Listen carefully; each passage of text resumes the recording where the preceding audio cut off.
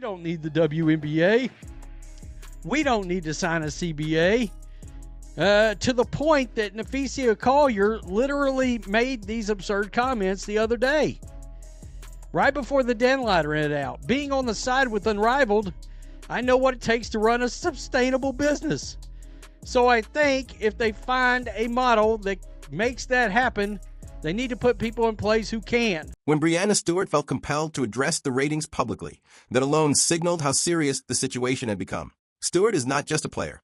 She is a co-founder of Unrivaled. She sits on the Players Union Executive Committee. She has influence, credibility, and deep personal investment in the league's success. Even she could not spin the numbers. Her explanation, that fans are not accustomed to watching women's professional basketball at this time of year, is not incorrect. But it is devastating in its implications. That exact gap in the calendar was supposed to be Unrivaled's advantage. Filling the off-season void was the entire premise. Offering meaningful basketball when the WNBA was dormant was the selling point. If audiences are not showing up because the timing feels unnatural, then the core strategy has failed. Unrivaled was supposed to create appointment viewing. It was supposed to build its own rhythm. Instead, it revealed an uncomfortable truth.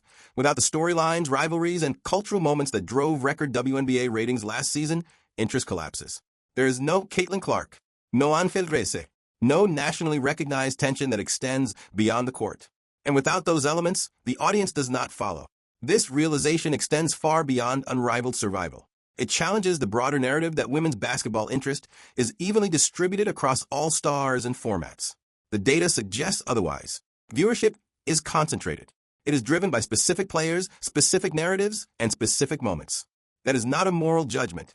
It is a market reality. Unrivaled was built on the assumption that general support for women's basketball would transfer seamlessly to any product carrying that label. The ratings prove that assumption false. Fans are selective. They choose what matters to them. And when those anchors are missing, even elite talent cannot compensate. This is the moment when ideology collides with behavior. And behavior wins every time. Is a titanic drop-off. So this was last Friday, right? Unrivaled, Breeze versus Hive. They did a .03 in the 18 to 49 demographic. That's the advertising demographic. That's 30,000 people, folks, on both games. Both games. And then you did 110,000 on one and 100,000 on another. 0.11, 0.10. Boy, that's bad. Boy, that's dog shit. That's not. You know what that's not? That's not. One word completely dismantled Nafisia Collier's argument. Sustainable. Not because sustainability is unimportant, but because of who was saying it and when. When you are the co-founder of a league that just struggled to attract around 100,000 viewers on a primetime TNT broadcast, lecturing the WNBA about sustainability becomes indefensible. Yet that is exactly what Collier chose to do, and the reaction was immediate and unforgiving. Collier and Breanna Stewart launched Unrivaled with bold ambition. It was marketed as a revolutionary alternative to overseas play during the WNBA offseason, a league designed by players for players. The pitch was compelling. Keep talent stateside, give athletes control, offer competitive salaries, and create a modern product that aligned with the supposed momentum of women's basketball. Investors bought in. Media outlets amplified the vision. TNT provided legitimacy with a national television deal. 30 of the league's top players signed on. Everything about Unrivaled was framed as forward-thinking. That is why Collier's comments questioning whether the WNBA itself has a sustainable business model landed so poorly. Context matters. Timing matters. Credibility matters. Criticizing the financial stability of an established league, one that has survived decades of losses with NBA backing, while your own startup is already showing signs of audience collapse, is a strategic mistake of the highest order. The audacity is not in questioning sustainability as a concept.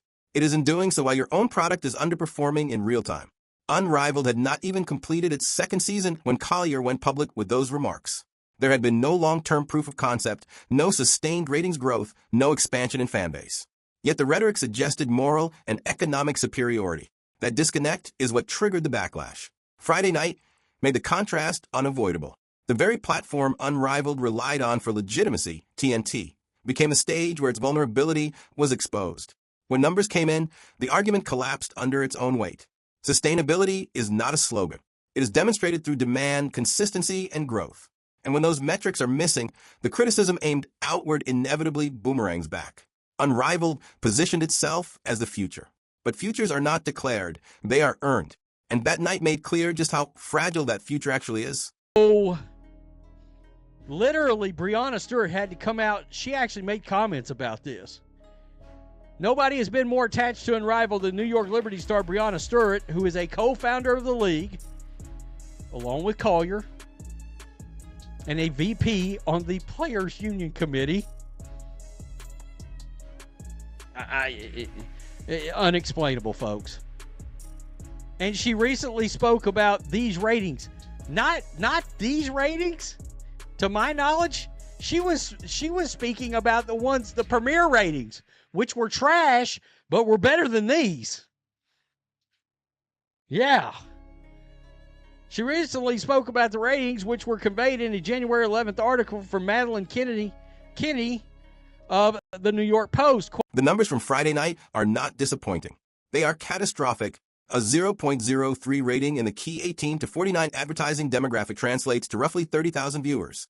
30,000 adults watched Unrivaled on TNT during primetime. That figure alone would be damaging, but the comparison makes it worse.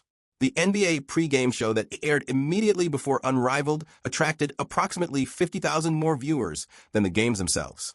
In simple terms, more people tuned in for a prelude than for the main event. This matters because Unrivaled was not hidden on an obscure channel or buried in a dead time slot. This was Friday night. This was TNT, the same network that pays billions for NBA broadcast rights. The same network that gave Unrivaled legitimacy by association. That opportunity is rare, and it comes with expectations. Last season, Unrivaled's debut games drew between 140,000 and 200,000 viewers. Those numbers were not spectacular, but they were acceptable for a startup league. They suggested curiosity. They suggested potential. They suggested room to grow. This season tells a different story. One game pulled roughly 110,000 viewers. The other hovered around 100,000. That is a near 50% decline from an already modest baseline. Startups are supposed to grow, not hemorrhage audience in their second year. Declines of this magnitude are not explained away by scheduling quirks or audience habits. They indicate disengagement. What makes this especially damaging is that Unrivaled delivered these numbers with every possible advantage. National television, heavy promotion, star players, media goodwill. There was no external obstacle suppressing interest. This was a product presented clearly, and the audience simply did not respond. For advertisers, ratings like these are non-starters. For networks, they raise immediate questions about opportunity cost. For investors, they undermine confidence.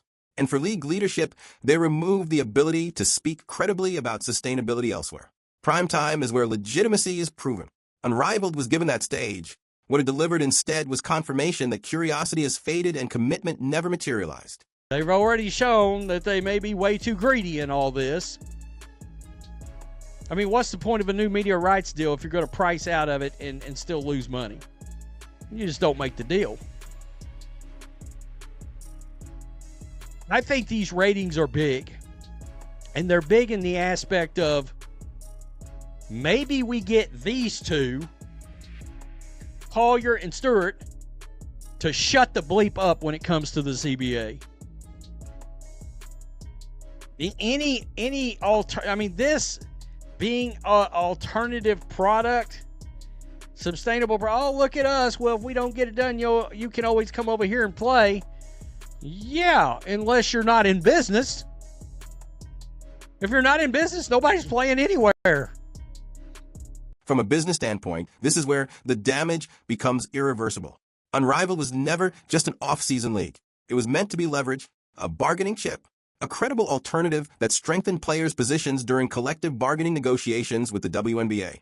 The implicit message was clear: we have options. Collier and Stewart could walk into negotiations and point to their own league.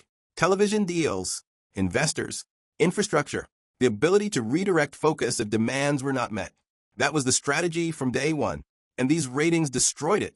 You cannot negotiate from a position of strength when your alternative product is pulling 100,000 viewers on a major cable network.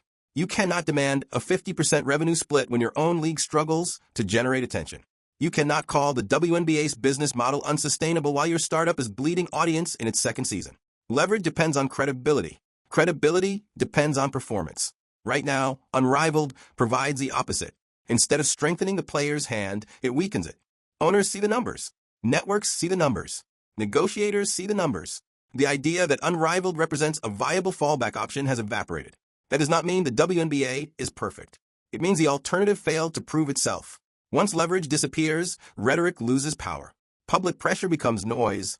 Negotiations revert to fundamentals. And fundamentals favor the entity with stable revenue, long-term partnerships, and institutional backing. Unrivaled was supposed to change that balance.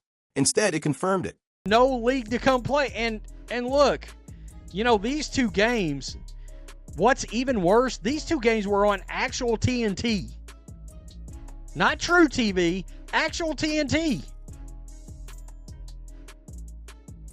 The NBA pregame or post-game show, whatever that is, got 50,000 more viewers than an actual game, than actual games. There's an uncomfortable truth that much of mainstream sports media avoids saying out loud. Who plays matters. Angel Reese not participating in Unrivaled this season matters a lot. Regardless of opinions about her game or personality, she draws attention. Her fans engage. They watch. They amplify. Caitlin Clark's absence matters even more. These are players who move the needle beyond the core audience. Without them, Unrivaled is exposed. Strip away the names that generate cultural gravity, and what remains is a small-scale league featuring 30 elite athletes playing 3-on-3 basketball in front of roughly 1,000 people. The ratings reflect that reality with brutal clarity. Breanna Stewart's resume is unimpeachable. Championships, finals, MVPs, Olympic gold medals. She is one of the greatest players of her generation. But greatness does not automatically translate into television draw. The numbers prove it. Aya Wilson is arguably the best player in women's basketball today, and she did not play in Unrivaled either. The players who could have elevated the league's visibility chose not to participate. And without them, the product lacks urgency. This is not an insult. It is an observation grounded in data. Sports leagues do not survive on principle. They survive on attention. When attention disappears after a few weeks, sustainability becomes impossible. Unrivaled is discovering that reality in real time. And that is why the conversation has shifted, not from hostility, but from evidence.